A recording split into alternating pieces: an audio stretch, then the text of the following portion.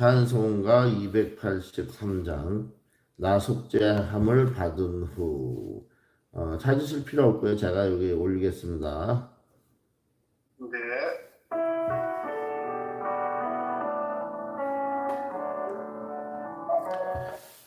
나 속죄함을 받은 후 한없는 기쁨을 다 헤아릴 수 없어서 늘 찬송합니다. 나 속죄받은 후 나 속죄받은 후 주를 찬미하겠네. 나 속죄받은 후 주의 이름 찬미하겠네. 나 속죄함을 받은 후 내 마음이 새로워 주 뜻을 준행하면서 제 길을 버리네. 나 속죄받은 후 나 속죄받은 후 주를 찬미하겠네.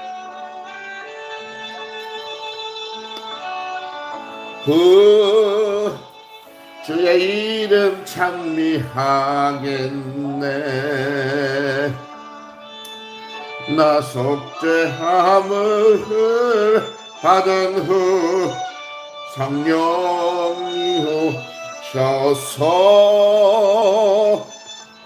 하나님 자녀 된 것을 증언합니다. 나 속죄받은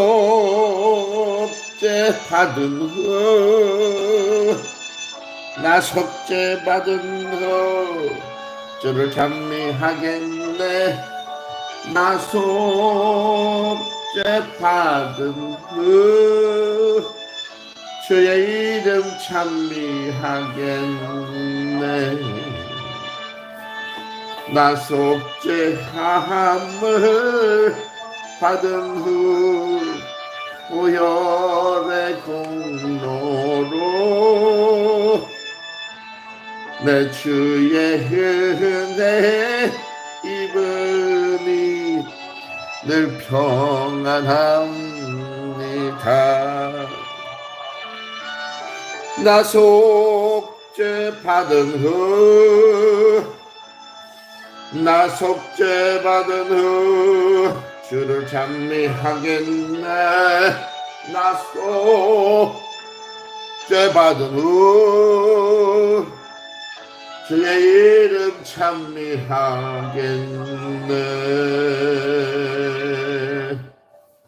요한복음 2장 16절인데요.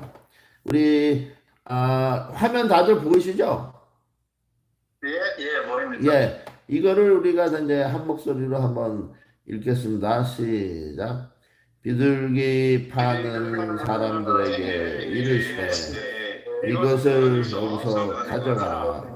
내 아버지의 집으로 장사하는 집을 만들지 말라 하시니. 아멘. 네.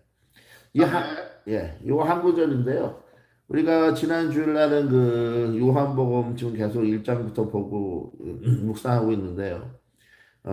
지난 주일 예배 때 많이 묵상을 못했어요. 은혜를 못 나눴어요. 여러 가지 음질 오늘도 좀 시간이 많이 갔는데 간단하게만 요약을 해보자면요. 지난 주일 예배 때 예수님께서 제자들을 세례를 침례 요한한테 침례 받으시고요.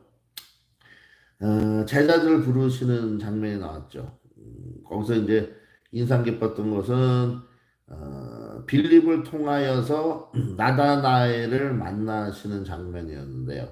바돌로메라는 이름으로 우리에게 12제자 중 한 명으로 알려져 있는 이 나다나엘과의 그 만남에 있어서 예수님께서 나다나엘이 어떤 인물인가를 구체적으로 말씀하심으로써 나다나엘이 의심이 없어지고 이 예수님이 전지하신 전지 모든 것을 아시는 능력자다 전지전능하신 메시아다라는 고백을 하게 되지요. 구체적으로 뭐 나다나엘이 무화과 나무 그늘 아래서 율법을 사람들에게 가르치고 설파하는 이런 유대교에 아주 열심히 있는 사람이라는 것을 예수님께서 말씀을 하셨죠. 그리고 나다나엘은 간사하지 않은 정통 유대인이다 라는 말씀하셨습니다. 간사하지 않다는 것은 우상 숭배에 현혹되지 않는 여호와 하나님만 열심으로 섬기는 사람입니다. 이런 내면적인 믿음까지도 예수님께서 마치셨습니다.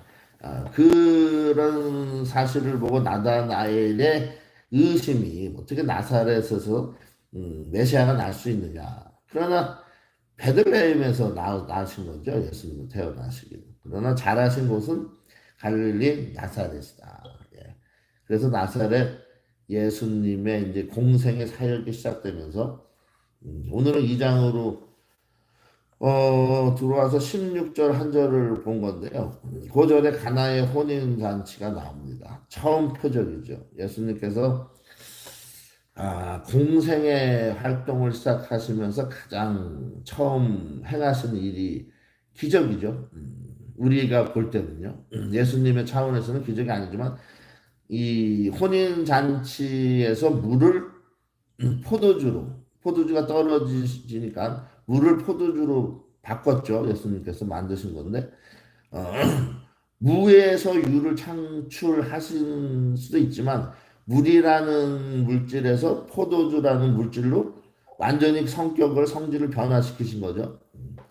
이것이 물이 상징하는 것은요, 그 구약의 율법 같은 거라고 볼 수 있어요.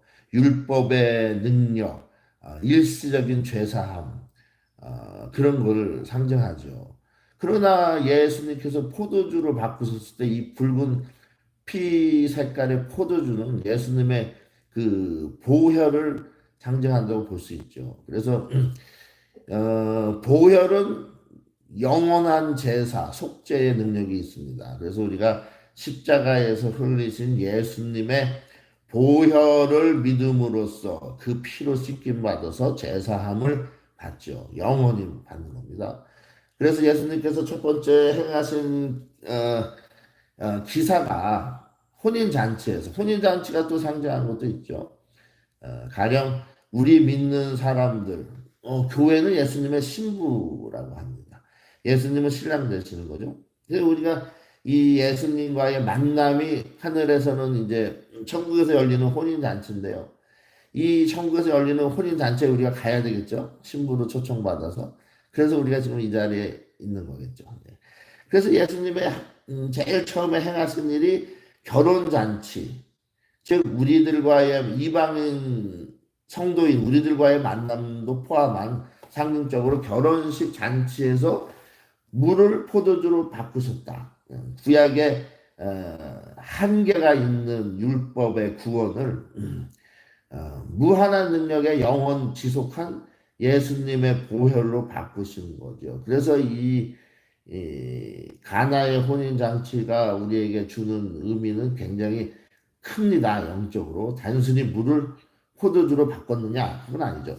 어떤 사람들은 왜 술 취하는 것을 금하시면서 첫 번째 기사로 기적으로 포도주 술을 만드시는 것을 행하셨느냐 이렇게 말하는 사람도 있어요. 그러나 술 자체의 의미보다는 보혈을 상징한다고 봐야 되겠죠. 그래서 오늘은 그 다음에 예수님께서 행하신 일입니다. 성전 정화. 그러니까 성전 예배드리는 곳을 깨끗하게 정화시킨 거죠. 청결하게 바꾸신 것입니다. 오늘날 교회도 이렇게 정화돼야 될 부분들이 이 2000년보다 더 많겠죠. 그러나 여기 2000년 전에 이 성전의 모습 속에서 오늘날 우리들이 교회에 가서 성전 가서 겪을 수 있는 그런 일들과 음, 비교해서 우리가 과연 오늘날 교회에서는 어떤 모습들을 정화해야 되는가 이런 것을 생각해 볼 필요가 있겠습니다. 예, 그래서 여기 16절에 보면요. 비둘기 파는 사람들에게 이르시되 장사하는 사람들이 성전에 있었네요. 성전에 장사하는 사람들이 있었는데 비둘기뿐만 아니고 뭐 양도 팔고 뭐 소도 팔고 그랬대요. 왜냐면 이런 짐승들이 이 당시는 제사를 드렸기 때문에 오늘날 같이 돈으로 헌물 드리는 것이 아니고 짐승으로 제사를 드렸죠. 예. 그러니까 하나님께 제사를 드리는 성전 안에 짐승들로 매매하는 짐승들로 가득했다. 예, 사실은 우리가 오늘날도 돈을 헌금을 작정해서 준비해서 가지고 가는 것처럼 이 당시에는 짐승들로 예배를 드렸으니까 제사를 드렸으니까 짐승들을 집에서부터 끌고 가서 품에 안고 가든지 비둘기나 무슨 양이나 그렇게 해야 되는데 그것이 너무 번거로워가지고 성전 가서 그냥 돈으로 준비되어 있는 이 짐승들을 사서 제물로 드린 거죠. 그러나 예수님께서는 불같이 화를 내십니다. 여기 나오죠. 자, 이런 짐승들을 여기서 다 가지고 가라. 내 아버지의 집으로 장사하는 집을 만들지 말라. 그 당시에 유대교의 성전이나 오늘날 우리 기독교의 교회나 하나님 아버지의 집은 예배 드리는 집이죠. 기도와 찬송과 말씀이 울려 퍼지는 영적 예배가 드려지는 이런 경건한 곳인데 장사하는 집으로 만들지 말아라. 재물로 바쳐지는 짐승조차 너희들이 왜 준비해 오지 않고 정성껏 준비해 오지 않고 너희들이 기르던 짐승으로 바치지 않고 왜 성전 안에 와서 사느냐. 그래서 예수님께서는 성전 안에서 그런 희생 제물 짐승을 파는 것조차 불같이 화를 내십니다. 예. 여기서 또 우리가 생각할 수 있는 건 현대 교회에서는 뭐 무슨 이런 장사하는 행위가 일어나나요? 여러분들 혹시 예전에 다니시던 출석하시던 교회에서 장사 매매 같은 행위가 교회 안에서 이루어지는 걸 보신 적이 있으세요? 보신 분 있으시면 말씀해 주시면.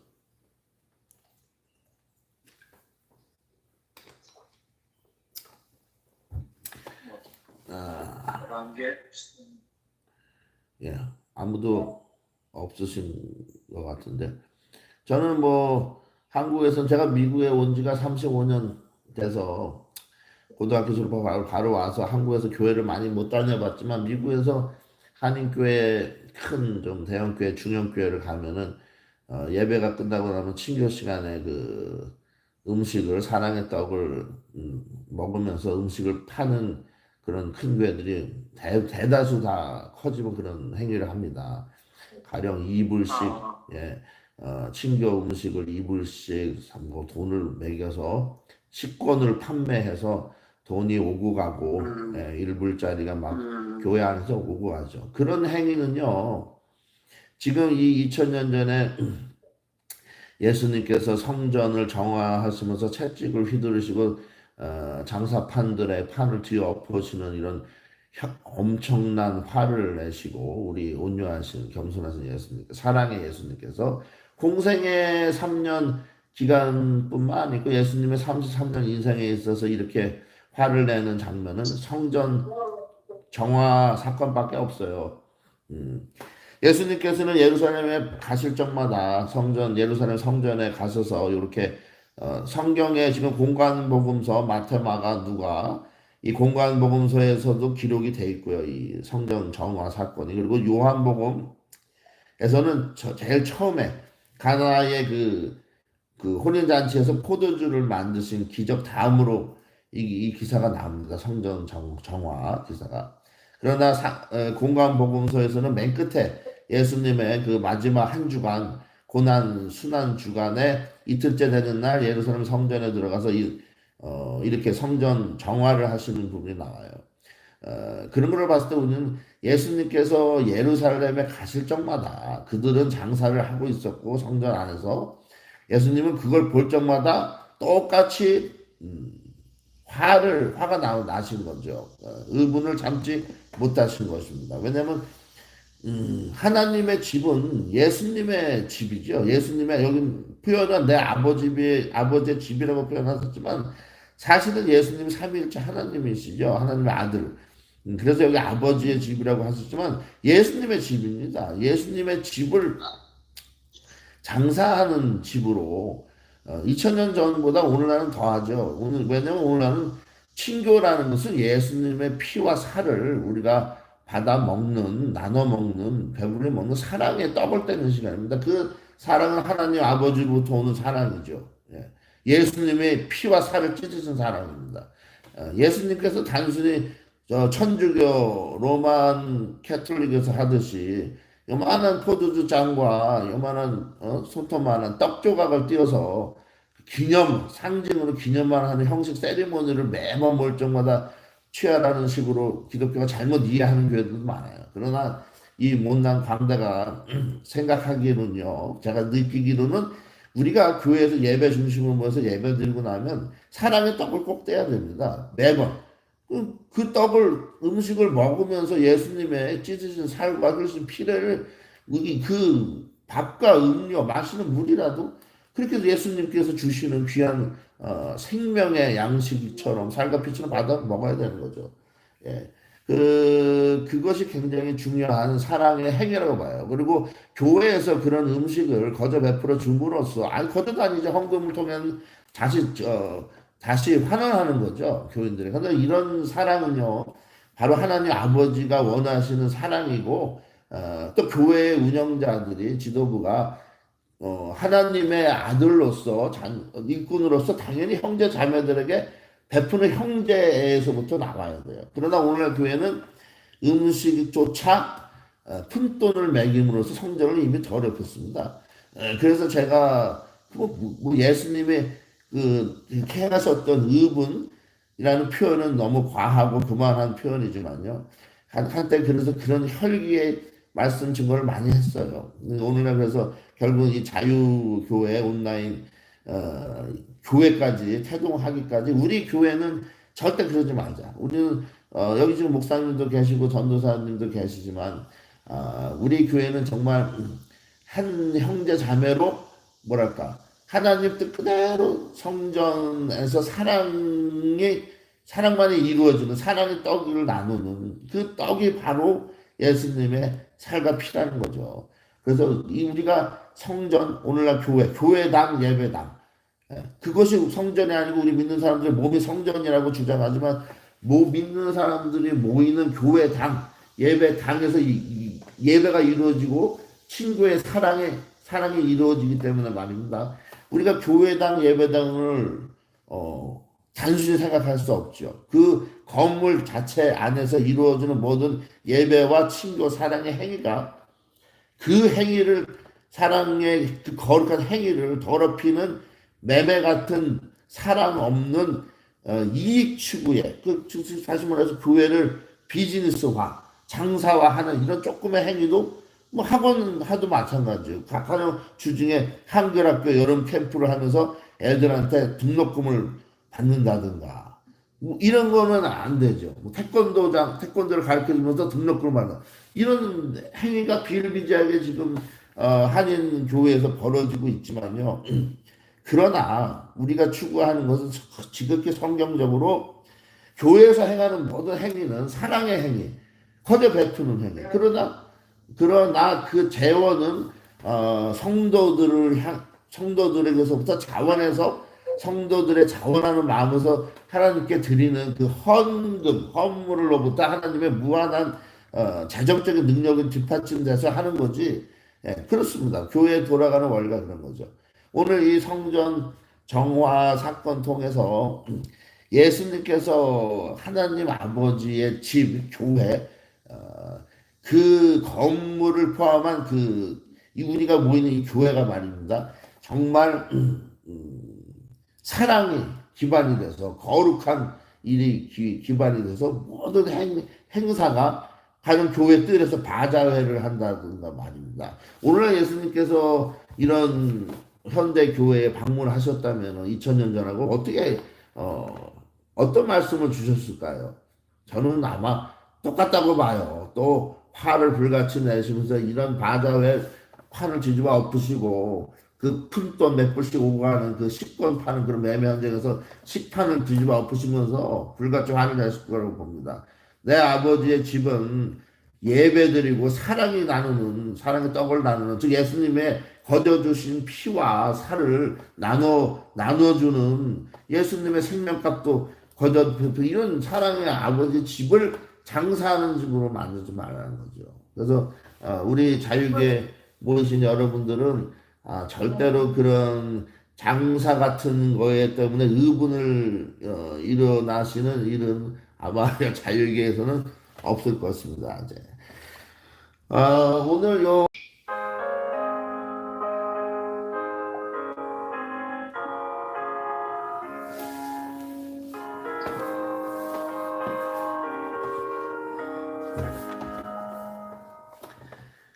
내 영혼의 극히 깊은 데서 맑은 가락이 울려나네. 하늘 곡조가 언제나 흘러나와 내 영혼을 고이사네.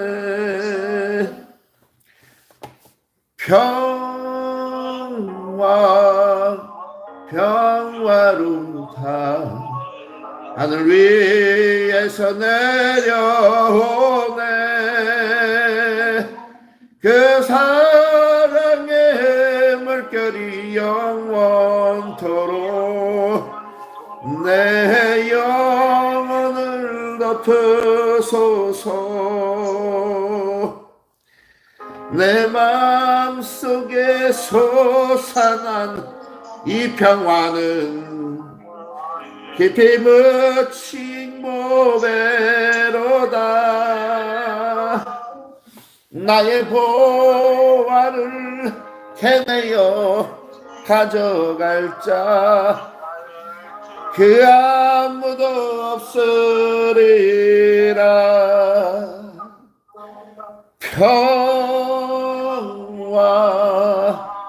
평화로다 하늘 위에서 내려오네. 그 사랑의 물결이 영원토록 내 영혼을 덮으소서.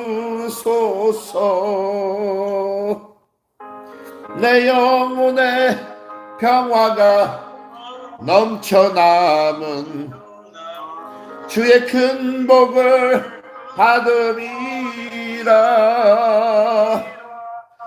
내가 주야로 주님과 함께 있어 내 영혼이 편히 쉬네.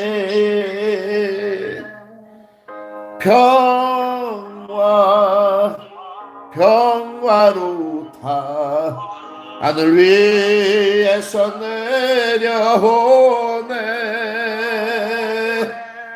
그 사랑의 물결이 영원토록 내 영혼을 덮으소서.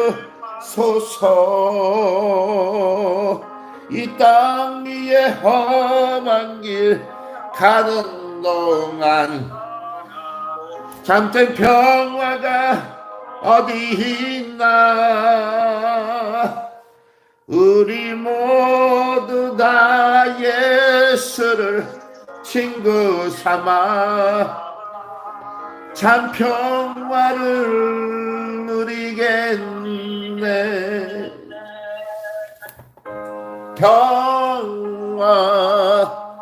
평화로다. 하늘 위에서 내려오네.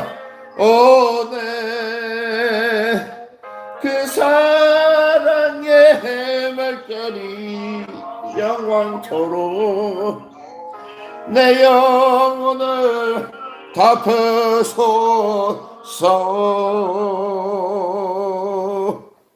아멘.